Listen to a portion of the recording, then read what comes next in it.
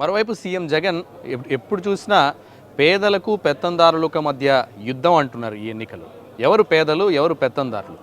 మీరు గమనించుంటే ఇదే కుప్పం నియోజకవర్గం మా అధినాయకుడు నియోజకవర్గంలో పోయి మీ ముఖ్యమంత్రి ఇల్లు కూడా కట్టలేదు ఇక్కడ అంటే మా ముఖ్యమంత్రి పనిచేసే నాయకుడికి ఇండ్లు బంగ్లాలు మీరు గమనిస్తే నామినేషన్ పత్రాల్లో రేపు జగన్మోహన్ రెడ్డి గారు దాఖలు చేస్తారు కడపలో. ఆ నామినేషన్ పత్రాల్లో ఆయన ఆస్తులు చూడండి, ఆయన ఇండ్లు చూడండి, ఆయన నివసించే బంగ్లాలు చూడండి. అంటే ఏదో రాజకీయ విమర్శలు చేస్తూ జగన్ గారు పెత్తందారి. ఎవరండి పెత్తందారి? నారా చంద్రబాబు నాయుడు గారు 2 ఎకరాల రైతు కుటుంబంలో జన్మించానని పదే పదే చెప్పాడు. ఆ 2 ఎకరాల్లో జన్మించిన చంద్రబాబు నాయుడు గారు ఈ రాష్ట్రాన్ని ఏ విధంగా ముందుకు తీసుకుపోయాడనేకే హైదరాబాద్కి 9 సంవత్సరాలు ముఖ్యమంత్రి, తర్వాత అమరావతికి 5 సంవత్సరాలు ముఖ్యమంత్రి. 14 సంవత్సరాలు అవకాశం ఇస్తే ప్రజలకి ఏం చేశాడని ప్రజలను అడిగితే ప్రజలు ఈరోజు మాకు ప్రజల మద్దతు ఎందుకు తెలిపారు? మేము చేయబట్టే కదా మద్దతు తెలిపారు. కాబట్టి చంద్రబాబు నాయుడు అనే వ్యక్తి ఏది అయితే చెప్తాడో అదే చేస్తాడు, ఏది చేయగలమో అదే చెప్తాడు. కాబట్టి రానున్న రోజుల్లో ప్రజలు నిర్ణయిస్తారు. చిత్తూరులో పుట్టిన బిడ్డగా చిత్తూరు రుణం ఎలా తీర్చుకోబోతున్నారు? శాశ్వతమైన నీటి సమస్య లేని చిత్తూరుని ఒక అద్భుతమైన స్మార్ట్ సిటీ. స్మార్ట్ అంటేనే అందమైన, క్లీన్ అండ్ గ్రీన్. కాబట్టి స్మార్ట్ అంటే అన్నీ వస్తాయి. కాబట్టి చిత్తూరుని ఒక స్మార్ట్ టౌన్గా తయారు చేసే బాధ్యత ఈ చిత్తూరు ప్రజలు నాకు అప్పచెప్తారని భావిస్తున్నా. ఖచ్చితంగా రానున్న 2024లో ఎమ్మెల్యేగా గెలిచి నా ప్రజలకి నేను ఫస్ట్ నీటి దాహాన్ని తీర్చి తర్వాత ఈ నియోజకవర్గాన్ని అభివృద్ధి చేసి ఉద్యోగ కల్పనే నా లక్ష్యం. అంటే టీడీపీ గెలిస్తే తమకు ఉద్యోగ అవకాశాలు కల్పించగలదు అని యూత్ నమ్ముతున్నారంటారా? యూత్ టీడీపీ వైపు ఉందని ఖచ్చితంగా. ఈరోజు సాఫ్ట్వేర్ మీరు కెనడా పోయిన నారా చంద్రబాబు నాయుడు అనే వ్యక్తిని ఈ వైఎస్ఆర్ ప్రభుత్వం అన్యాయంగా అక్రమంగా అరెస్ట్ చేస్తే మీరు గమనించారో లేదో, ఒక ప్రపంచ స్థాయి నాయకుడికి లేని గౌరవం మా నాయకుడికి దక్కింది.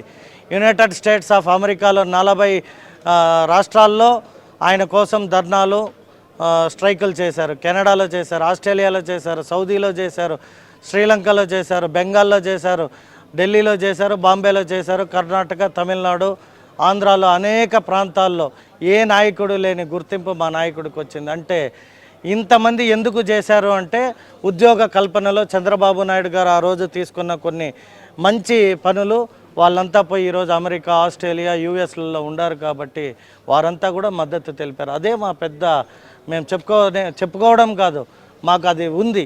ఫైనల్గా చిత్తూరు నియోజకవర్గ ప్రజలు గురజాల జగన్మోహన్కు ఎందుకు ఓటేయాలి? స్వచ్ఛమైన చిత్తూరు, సురక్షమైన చిత్తూరుగా చిత్తూరుని కాపాడే బాధ్యత ఉంది. కాబట్టి అందులో నేను కూడా క్లీన్ అండ్ గ్రీన్, ఎటువంటి కేసులు లేని వ్యక్తిగా, నేర చరిత్ర లేని వ్యక్తిగా, మంచి అభ్యర్థిని అని ప్రజలు గుర్తించారు. కాబట్టే మా నాయకుడు అవకాశం ఇచ్చారు.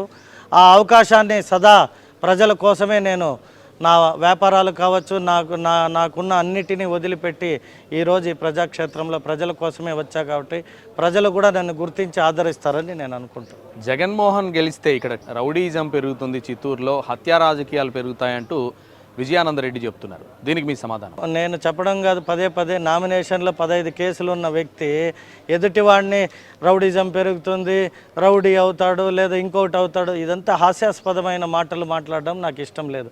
ప్రజలకు ఎవరు రౌడీ, ఎవరు మంచి వ్యక్తి, ఎవరు ఏమి అనేది ప్రజలు నిర్ణయించి ఓటేస్తారుగా, మీకే తెలుస్తుంది. విమర్శించుకుంటా పోతే ఎంత దూరమైనా విమర్శించవచ్చు.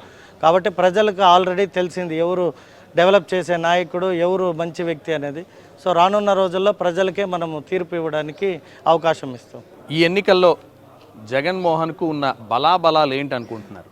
మీరు చెప్పినట్టే 50 సంవత్సరాలు ఈ నియోజకవర్గాన్ని పరిపాలించిన అన్ని కుటుంబ సభ్యులు ఎప్పుడైతే వాళ్ళ మద్దతు తెలియజేశారో ప్రజలు దాన్ని గమనిస్తున్నారు. ప్రజలు అది గమనించి ప్రతి నాయకుడు కూడా మద్దతు తెలిపారంటే ప్రజలు కూడా మద్దతు తెలపాలి అని ఫిక్స్ అయిపోయారు. కొందరు వ్యక్తులకి భయపడి సైలెన్స్ ఉంది.